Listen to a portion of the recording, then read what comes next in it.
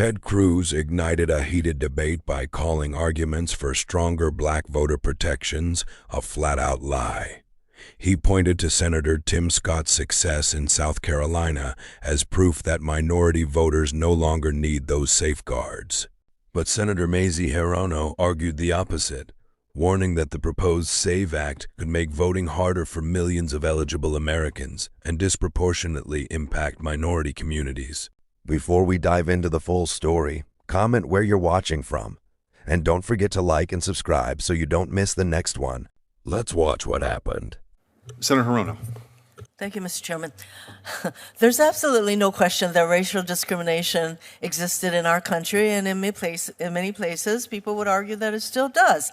And so we had all kinds of ways to keep black people from voting. We had poll taxes, we had literacy tests, we had, I think some places even required them to count how many jelly beans were in a jar. All kinds of ways to keep black people from voting. This happened. I don't think anybody can deny that that was going on.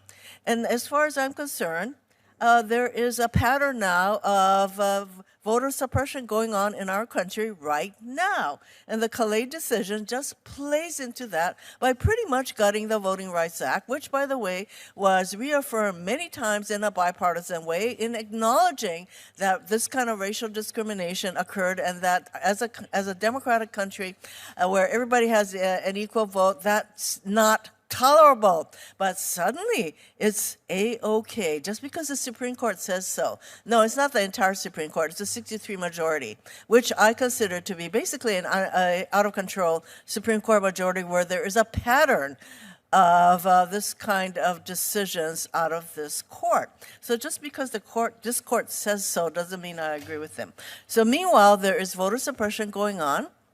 You have an attorney general who sued at least 29 states to get these states to turn over their voter rolls. Why? What does the Department of Justice, what does the executive branch want to do with all this voter information?